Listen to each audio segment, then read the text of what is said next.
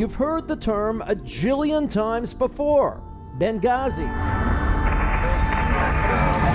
So much so that the subsequent investigations of this disaster may have woven such a convoluted web of conflicting information that the mere utterance of the word leaves the head spinning.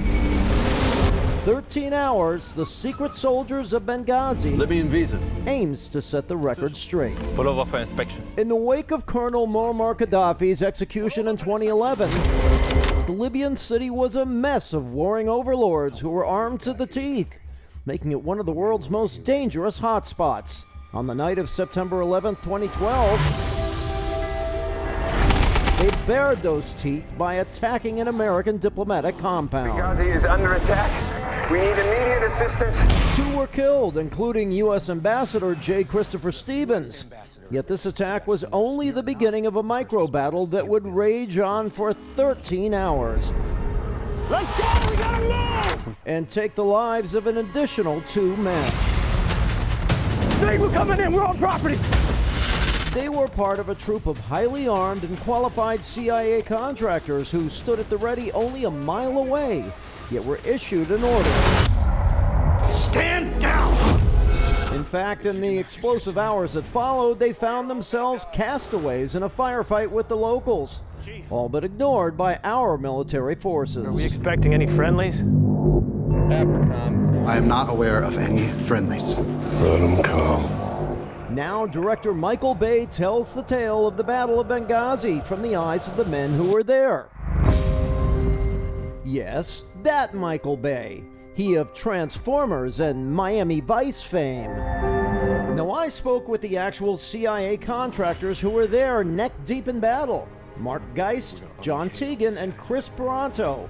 Not to mention the actors who portrayed them in this, the year's first big action film. As long as I'm doing the right thing, God will take care of me.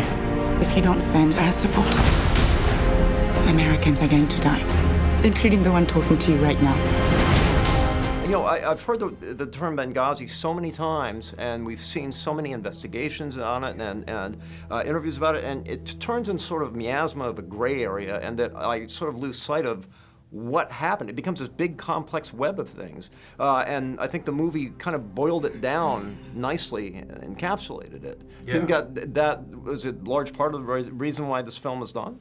Yeah, you know, because the story, it got hijacked and twisted from the right to the left about, okay, we want it for this, we want it for this gain, trying to gain favor, gain whatever, I don't know, but, and what they forgot is that, you know, we had 4 Americans that died, we had over 24 people that were alive because of what happened that night and actions that people took, that these guys took, that we took, and no one knew that part of the story, and that's who should have been honored.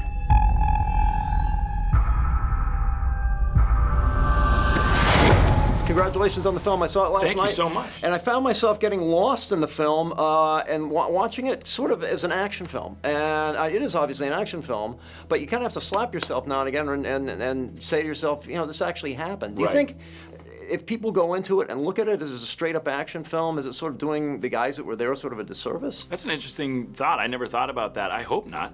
I mean, at the end of the day, I think that it's really our inability to understand what they go through. So I think that what they go through is way beyond an action film. So I think that maybe my take on that would be that Michael was telling the story that was as real as he could possibly get it, and in doing so, it feels like a full-blown action movie, but that's actually how it went down. It's so accurate. I mean, they got it so right that you don't think that it is what it is, and that's a good thing. Combat isn't sunshine and roses. It's bombings, explosions, there's body parts, and that's how it is. I mean, so it is extremely accurate. We saw the movie. I walked out of there and I'm like, wow, I went back. I just was there again. So to me, it's yeah, they didn't over dramatize it. Tell me about the accuracy. Yeah, it's very accurate, and the guys, man, the actors did an excellent job portraying us. I mean, I thought I was looking at the team when I'm watching the movie again. So yeah, Michael he nailed it. He got it right. We are overrun.